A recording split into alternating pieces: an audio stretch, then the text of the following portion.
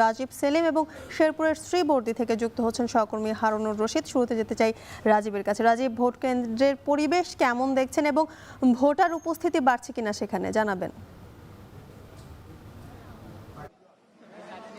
যদিকা vote কেন্দ্রগুলোর পরিবেশ খুবই শান্ত রয়েছে, সুষ্ঠুভাবে ভোট গ্রহণ চলছে সকাল 7:30 থেকে।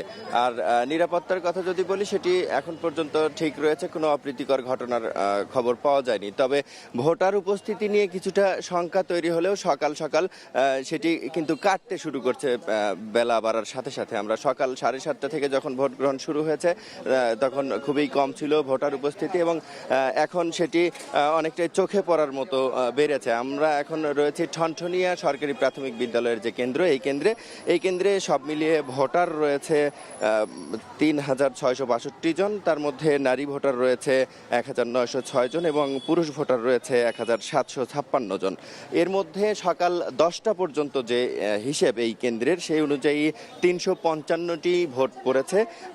সেটি শতকরা হিসেবে যদি বলি, সেটি শতকরা হিসেবে 9.6% ভোট পড়েছে এখন পর্যন্ত। আর বগুড়া এই সদর আসনে যে সব মিলে 150টি কেন্দ্র রয়েছে, এই 150টি কেন্দ্রে 4.5 লাখ ভোটার ভোট প্রদান করছেন, এবং সকাল 10টা পর্যন্ত এই 150টি কেন্দ্রের হিসেব অনুযায়ী 7% ভোট পড়েছে। তবে এই 10টা পর্যন্ত যে 7% ভোট পড়েছে, 10টার পর থেকে সেটি অনেকটাই বাড়তে শুরু করেছে। এই আসনটিতে আসলে বিএনপি এবং জামায়াতের যে প্রার্থী রয়েছে, দুজনেই জয়ের ব্যাপারে আশাবাদী এবং একেবারে মরিয়া হয়ে উঠেছেন জয়ের বিষয়টি নিয়ে। এটি একটি ঐতিহাসিক আসন। এই আসন থেকে খালেদা জিয়া নির্বাচন করেছেন 1996 সাল থেকে 2008 সাল পর্যন্ত, এবং তিনি 90% বেশি ভোট পেয়েছেন। সে কারণে বিএনপি প্রার্থী যেমন আশাবাদী, ঠিক একইভাবে বাংলাদেশ জামায়াতে ইসলামী মনোনীত যে প্রার্থী রয়েছে আবিদুর রহমান সোহেল, তিনিও আশাবাদী জয়ের ব্যাপারে। তিনি বলছেন, গেল ত্রয়োদশ জাতীয় সংসদ নির্বাচনে তারেক রহমান বর্তমান প্রধানমন্ত্রী এই আসন থেকে নির্বাচন করায় তিনি বিজয়ী হতে পারেননি।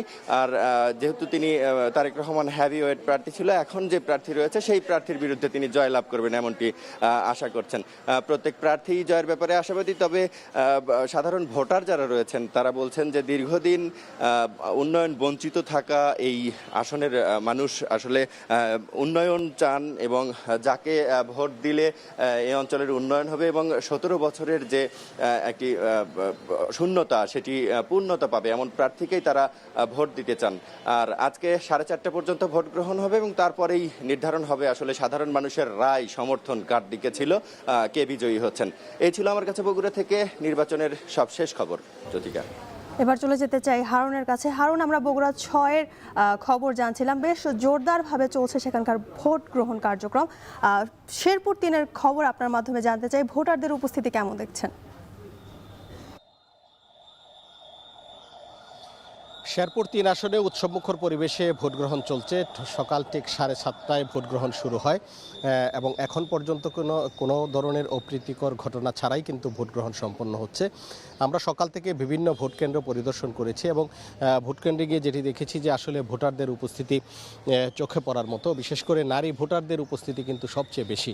আমরা যতগুলো ভোট কেন্দ্র পরিদর্শন করেছি সবগুলো ভোট কেন্দ্রেই কিন্তু নারী ভোটারদের ব্যাপক উপস্থিতি আমরা দেখতে পেয়েছি। এবং এখন আমরা যে কেন্দ্রটিতে রয়েছি এটি হচ্ছে শ্রীবর্দী ইসলামিয়া কামিল মাদ্রাসা কেন্দ্র। এখানেও কিন্তু আমরা নারী ভোটারদের দীর্ঘ লাইন দেখতে পাচ্ছি। দীর্ঘ লাইনে দাঁড়িয়ে কিন্তু নারী ভোটার যারা রয়েছেন তারা তাদের ভোটাধিকার প্রয়োগ করছেন। তবে এখানে পুরুষ ভোটারের সংখ্যা খুবই কম। এবং আমরা যে অন্যান্য যে কেন্দ্রগুলোতে আমরা ঘুরেছি সবগুলো কেন্দ্রেই কিন্তু একই অবস্থা দেখতে পেয়েছি। এবং এখানে আমরা দেখতে পাচ্ছি যে এই ভোট কেন্দ্র সুন্দর এবং সুষ্ঠুভাবে করার জন্যে আইনশৃঙ্খলা বাহিনীর ব্যাপক তৎপরতা আমরা দেখতে পাচ্ছি। এই কেন্দ্রটিতে কিন্তু কিছুক্ষণ আগে আমরা দেখেছি যে আনসার ব্যাটালিয়নের যারা আর্মড পুলিশ রয়েছে, আর্মড পুলিশের সদস্যরা কিন্তু এসেছে। এরপর বিজিবির সদস্যদেরকে আমরা দেখেছি এই কেন্দ্রে এসেছে, এবং এখন সেনাবাহিনীর সদস্যরাও কিন্তু এখন এসেছেন এবং তারা এখানে এসে এই কেন্দ্রের পরিস্থিতি পর্যবেক্ষণ করছেন। এবং আমরা দেখেছি যে আসলে সড়কেও কিন্তু সেনাবাহিনী, বিজিবি, র্যাব, পুলিশের টহল আমরা দেখেছি এবং টহল দেখে এবং আমরা যদি একটু বলি যে আমরা রিটার্নিং কর্মকর্তার সাথে কথা বলেছি তিনি যেটি বলেছেন সুষ্ঠুভাবে নির্বাচন সম্পন্ন করার জন্য যে প্রস্তুতি দরকার সব প্রস্তুতি রয়েছে।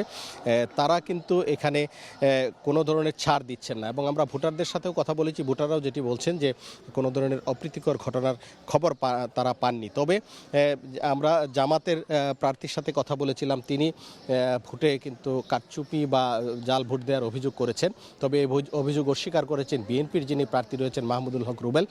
তিনি যেটি বলেছেন যে সুষ্ঠু সুন্দরভাবেই ভোট হচ্ছে, যে অভিযোগগুলো করা হচ্ছে এটি অভিযোগের জন্যই অভিযোগ করা হচ্ছে, এগুলোর বাস্তবে কোনো সত্যতা নেই। তবে আমরা এখন পর্যন্ত কোথাও কোনো অপ্রীতিকর ঘটনার খবর পাইনি, এখন পর্যন্ত সুষ্ঠুভাবেই ভোট গ্রহণ চলছে। তো এই ছিল আমার কাছে সর্বশেষ।